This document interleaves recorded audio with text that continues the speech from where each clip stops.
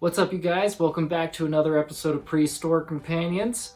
Here with Philo, and today we're working on some more illustrations. Got like 4 or 5 images done. Got a lot to go. We've got 25 images that we're doing for this book of insane things that happen being a property manager, things you see and witness. So we're diving into that today. You probably noticed this charcoal drawing behind me. This is also a work in progress. I started this project several months back, probably at the beginning of summer. This is a postal carrier friend of mine. He's taught me many things about becoming or how to be a good mailman. This is David Bear, and he's a city carrier down in Colorado Springs. He came up to my office in Carbondale, and I took this picture of him my first year on the job. And I thought this was a really good image to portray, hence portrayal of someone. Good portrayal of him and his pride for what he does and keeping America moving. Forget what size this is. 22 by like 18 something, but we'll work on that again after I've finished these sketches here. So let's get right to it, guys. What about a Philo? You ready to get creative? Huh?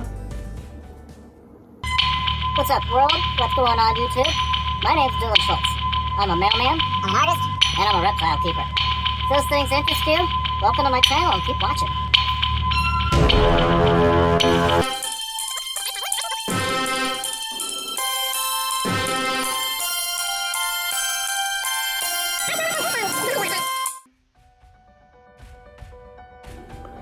So we're resuming this image.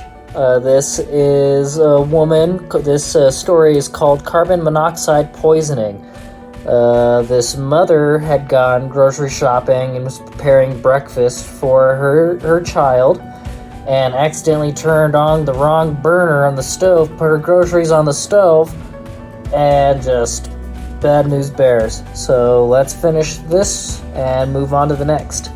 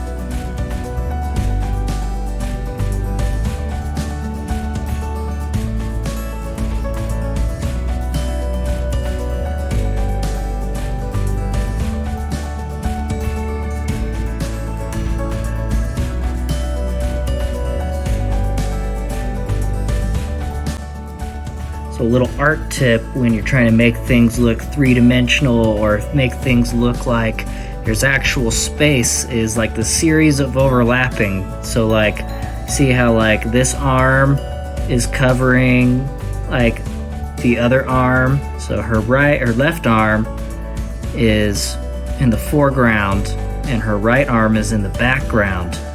So this illusion of overlapping lines will make things look like things exist in actual space. So to do more architectural sort of designs, you want to make sure that all the lines, the contours are the same directionality and they're going, perpendicular, parallel with each other. And also always use a straight edge. definitely doesn't hurt to use the tools. Don't stress yourself out trying to try to make perfect lines. We got these tools, so right now I'm doing these blinds in the windows, and I'm one at a time, one line after another, making sure they're nice and straight. Here's another example of overlapping on the countertop here, and my signature, stopping the lines right as they're approaching the boundary of this different contour. And my name looks like my initial looks like it's overlapping and sitting in the foreground of the countertop, and the countertop is in the background. Okay, we have our design outlined in Micron, so now we can erase the graphite underlayer and we can get to work on coloring.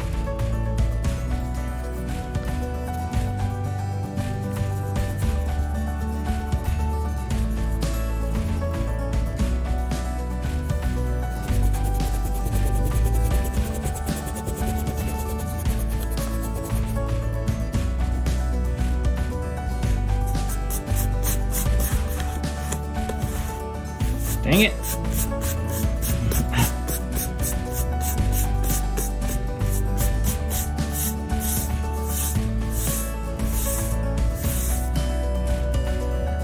Alright, so I think I can say this one is done. All colored up, and we got just little details in here, like shading underneath the pan makes it look three-dimensional.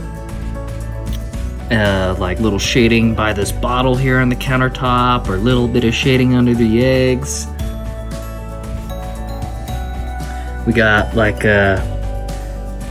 make the eyes look like they're glistening, I like to put just a little tiny dot of white right in the iris, and it makes them look like they're popping. Kind of cartoony and playful looking. So this one's done, and now we're moving on to the next story here. I guess there, unfortunately, was an elderly woman who had passed away in her apartment, and the EMTs, the fire department, and coroners were out in the parking lot, and they were all throwing their hands up in the air, screaming, "Not it!" to decide, who's gonna go in there and figure out how to handle the situation. I guess it was pretty bad. So this is the beginning stage. We're kind of just starting to get the figures outlined. You always kind of want to start with the head when you're doing human figures or portrayals of humans. The head is often a good starting point to get good proportions. Make sure if you start with the head and then work with the rest of the body, you can kind of figure out, the shoulder should be about that wide, or the torso should be that long. The arms, one's not longer than the other. So usually, I always like to start with the head when I'm working with human figures. Okay, we're mapping out the face. Want to use very very lines to kind of start mapping where things are going to live, like the eyes and the nose.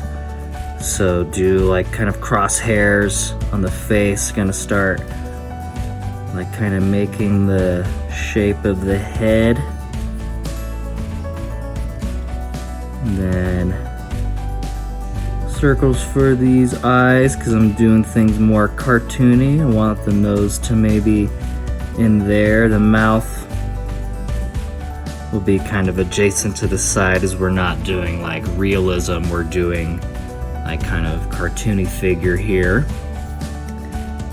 Okay, so maybe kind of a more feminine looking features. We'll do a woman figure here, give her kind of more of a petite looking nose and eyebrows facing sort of that direction, I guess, maybe to give more of a fun expression. Okay, so technically when you're drawing heads, the eyes are directly center of the entire shape of the head. So you would think that they'd maybe be a little higher up, but you want to have good forehead space, and then we're going to add some hair in here. The ears, usually the top of the ear rounds at the top of the eyebrows, and the lobe of the ear ends at the base of the nose. So that's always a good proportion trick tool when you're drawing ears. Rounds at the top of the eyebrow and lopes at like the bottom of the nose. Okay, so as I'm working here, I'm kind of rearranging some of the figures where I think they're going to exist within the composition of this illustration. So here, doing a little bit of like foreshadowing.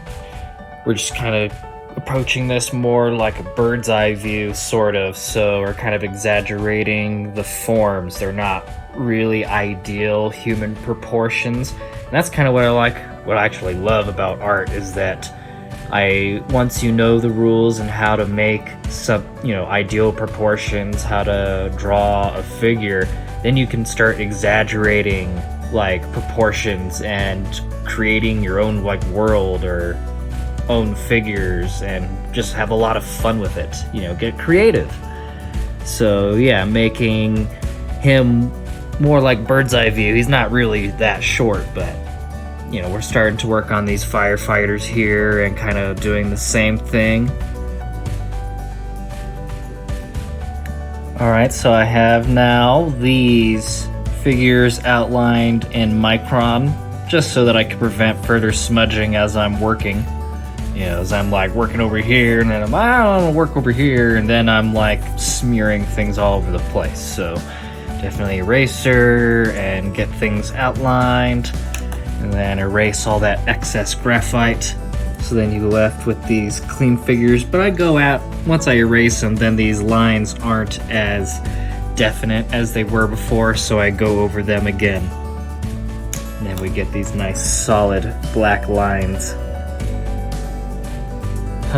This girl's joined me in drawing, so we've got some progress. We've got a couple more characters in here. We have some police, whoop whoop.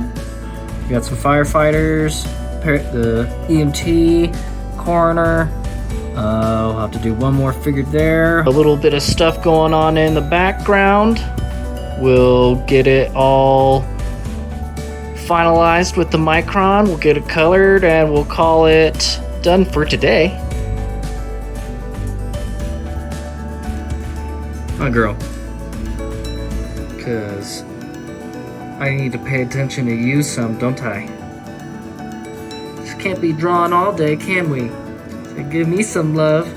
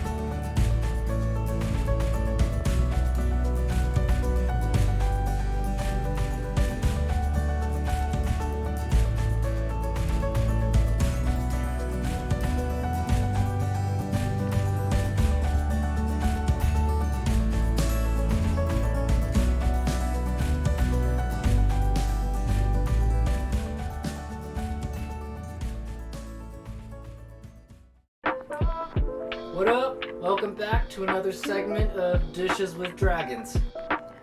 You guys know how we do. We get down in the kitchen, Philo and I. We got my postal buddy over for dinner tonight, David Bear. He's outside, but we're cooking steaks tonight. We're trying some new stuff. There's this interesting seasoning here. Hardcore carnivore, black beef seasoning. Sea salt, garlic, sugar, black pepper, chili powder, onion, activated charcoal. We got mushrooms and onions that we're gonna marinate. Then we also got a nice big pot of potatoes. We're gonna make mashed potatoes and asparagus. Lots of Worcestershire. Now we're getting the steaks going. Got our big pot of mashed potatoes. This is how we do it. We got steak, sauteed mushrooms, onions, mashed potatoes, garlic bread, and asparagus. Well, hey guys, we're gonna wrap it up here for tonight. Thank you for tuning in. Wear your mask, be kind to each other, be nice to your mailman. Especially through all this political stuff. Man, boy, it's been nuts. So, show us some love. Thank you guys. Peace.